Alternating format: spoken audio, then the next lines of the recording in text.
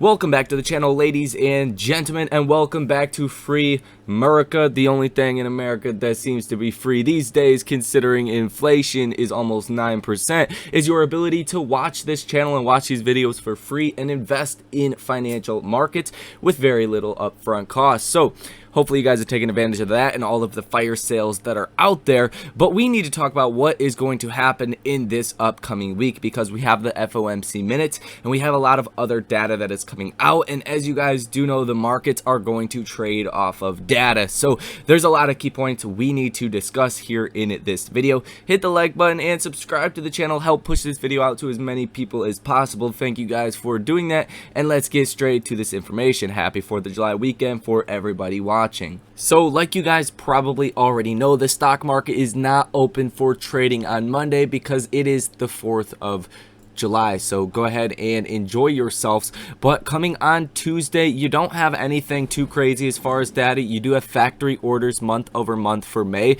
That comes out at 10 in the morning, and I'm sure that will move the markets given how sensitive the markets are going to be to economic data. Now on Wednesday, you actually have ISM non-manufacturing PMI for June, JOLTS job openings for May, but the holy grail of this week's catalyst is the FOMC minutes, and that comes out at 2 p.m. and this is essentially the transcript from the last meeting, and it will give investors, markets, more clarity on why the Fed actually decided to go with 75 basis points. If they were discussing what the markets were pricing in, if they were looking ahead at another data point that we aren't quite paying attention to that led them to make that decision, we're going to get all of that information. So it will give the markets a little bit more clarity on why we got that 75 basis point rate hike. It's basically the transcript of what was said at the Fed meeting. It might give us a glimpse into what to expect at the next Fed meeting. So that's why that is so important. It usually does move the markets in a pretty big way, and it will be the main headline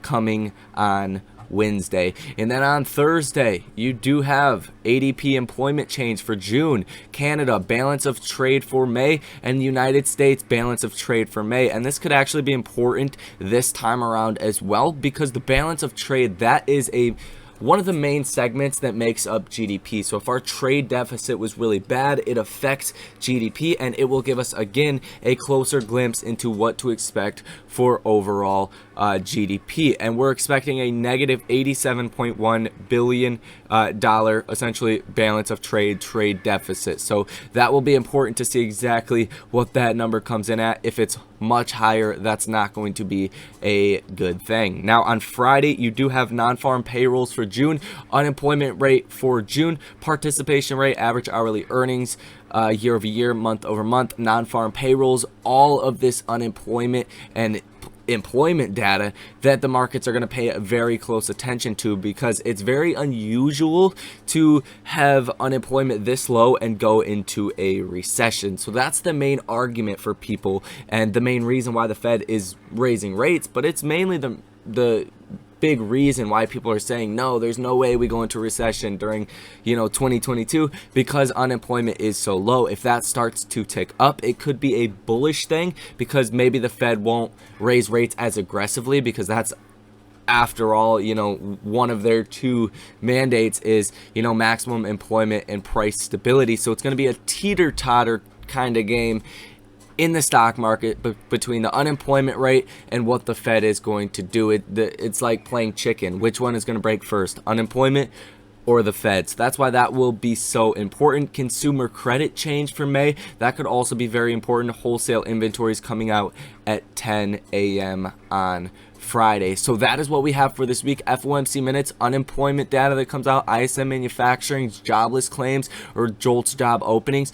All of this will be very, very important. You do have Fed Williams as well, 9 a.m. on Wednesday. So those are going to be major market moving catalysts. Any data that we get that shows if we're heading into a recession or potentially not heading into a recession is going to be bullish or bearish for the markets. Obviously, recession seems to be a pretty bearish thing, but if we do head into recession, faster than not, the Fed will be able to pivot and not raise rates as aggressively, because unemployment at that point would start to tick up. Inflation would come down due to deflation during a recession. So there's that. And CNBC, good old CNBC, just confirming the same thing I just said. Recession fears flare and June jobs report looms as jittery markets ahead into third quarter. And yes, starting on Tuesday, that is the first day of the third quarter, so you might still see some portfolio rebalancing, and that could give us a little bit of a bullish pull to the markets. As you guys do know, the last trading day of Q2, we were positive 1.06% to end out Friday,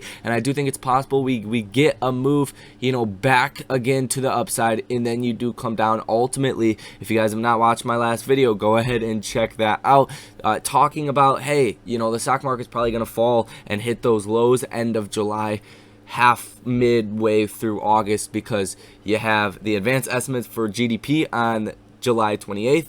The day before that, on the 27th, you have the Fed raising rates, and during those days, during that time period, you are also going to get earnings from the largest companies in the world: Apple's, Amazon's, Google's, Nvidia's, Tesla's, and that is what is going to move the markets, because that is a fundamental change. And as we do know, the markets will always in the end revert back to fundamentals. So just because the price is going down on a lot of these stocks, but the fundamentals are actually getting much better, well, that is your buying opportunity, and that's why you want to take full advantage of this, because, hey, prices are coming down, fundamentals are getting stronger at a lot of companies that we do invest in. So there is that. That's really what we have to contend with in this upcoming week. The job report, I just want to point this out as well. Economists expect that employers created 250,000 jobs in June, less than 390,000 added in May, according to Dow Jones. And in quotes, "I think the market is caught between two narratives," said one strategist. Quote, "I don't know if it wants good news or bad news. At first, the hot economic news was bad because the Fed could go another 75 basis points and keep going,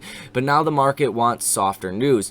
But is the landing going to be soft or hard? It's like threading the needle right now." And that's the best way to put it. It's like good data is bad, bad data is good, but to a certain extent, it's all bad data when it comes down to it. And the Fed is not going to stop raising rates. We honestly need to see the war in Ukraine end. We need to see energy prices come down in a big way, and that would definitely help out with what the Fed is trying to accomplish. So you guys have that for July 27th.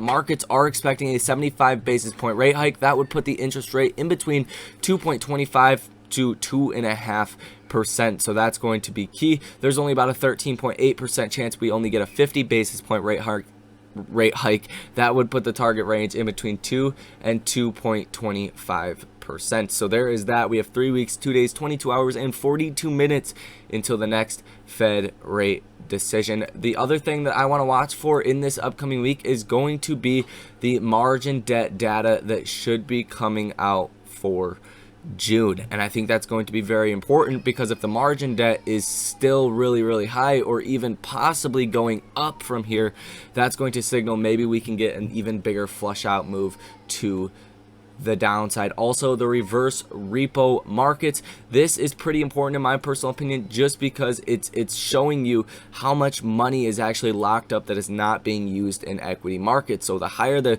reverse treasury goes, less money people are spending on stocks. That's why you can see once the market started to falter, call it halfway through 2021, the reverse repo market started to climb up, because this is essentially banks.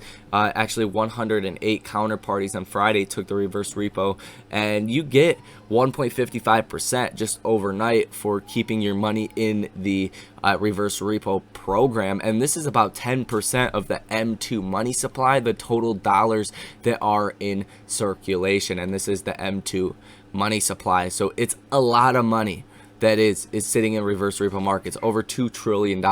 We only have about $21 trillion in actual circulation. So keep all that in mind. I think it will be important data points to pay very close attention to. And as we reported in the last video, the Atlanta Fed GDP tracker is now predicting a 2.1% decline in GDP for Q2. That would mean a technical recession. Well, we are already in one. This cratered last week due to a couple key data points. that did come out on Thursday and Friday, including the ISM manufacturing PMI that basically showed the employment change, behind the scenes is not looking so good. And then the personal savings rates and personal spending rates did decline yet again, almost going into negative territory. So that's what brought the GDP estimate from a positive 0.3% to a negative 2.1% last week. Markets kind of brushed it off, but I think we'll start to get more fear about this heading into the next Fed meeting, and then ultimately the advanced estimates for GDP, which comes out July 28th. Now let's go ahead and switch gears for a second and run through the data behind AMC stock. If you missed anything last week, well, here you go. Option activity as far as Wednesday, Thursday, and Friday really picked up, and we started to see incredible positive order values in between 75 and 91%. A lot of call orders started to be placed on the option chain, something that we have not seen in a very long time, and some of these options were very large. You can see a July 1st $12 call for $135,000. Another July 8th $12 call for $158,000, and in August 19th $15 call for about $37,000. There was multiple other over $250,000 single orders, but they were on Thursday and on Wednesday. This is just what happened on Friday. So there you have it. A lot of bullish option activity started to come in, and I think that helped to stabilize AMC and helped to give us that slow and steady uptrend. You did see the cost to borrow minimum, which is doing some very weird things, that went from about 15% early trading day of Friday, now down to almost negative 1%. I think this is due to all of the shares that are currently being returned that were out on loan. About 17 million shares were returned on Friday alone, but I don't think that is actually shorts covering. I think it's from the free float that is being reduced from 190 million to 153.56 million. They have estimated the short interest has went down about 4.3% because of that. I don't think shorts were covering. I just think the shares out on loan are being returned, and Ortex is interpreting that as some shorts were covering, but that is not reflective in the price action. Now the average cost to borrow is still sitting at 15.71%, and the cost to borrow max is sitting at 41.45%, still implying a pretty big move to come in the near term future, likely to the upside, as cost to borrow does directly be affected by potentially how much the stock could move. So there you have that. Short interest, like I said, 18.8%. Dollar amount of shares that are currently sold short, $131 billion. Shares out on loan, 153.56 million. Days to cover, 3.53. Cost to borrow says right here 17.06%. And as always, as it seems like over the last 3 to 6 months, 100% share utilization. So there you have that. Shares that are currently available. Last we knew of about 150,000 shares that could be lent out, and that data is coming to us from Interactive Brokers short shares availability. So there you have that. July 15th still going to be the important expiration for AMC. Really over the next week or two, this trading week that is coming up that ends on July 8th, and then the trading week that obviously ends July 15th. Anytime between now and then, you could actually see a gamma squeeze because the close break evens we have on these contracts, and that's something I want to elaborate on in a video later on today that I think will be very important to consider if you're someone that is trying to play a upcoming gamma squeeze with AMC stock. The technicals do support that we will see a breakout. Let's be clear with that one. If we look at AMC on a technical basis, it has been a slow and steady uptrend for quite a while now. Even when the overall markets hit a low on June 17th, this is when the S&P actually hit the low of 2022, AMC stock went up 6.3%. So I think that's very, very good, and it's been a slow and steady uptrend ever since then. Broke out above the 50-day moving average, found resistance at this descending level of resistance, this line that is drawn, found resistance 2, 3, 4 days, 5 days now, but we did break out in a pretty big way on Friday above that, and then obviously closed slightly negative, but we did find support at that 50-day moving average the last 2 days as well. So I think we're either gonna break down under the 50-day moving average close to about $12.71 per share, or you're going to break out above this descending level of resistance and possibly even test the $15-16 level, which would be where the 100-day moving average is currently sitting at, and that would be exceptionally bullish for AMC. Then we could start talking about $20-25 again would be the next levels after that. So I think it looks pretty damn good.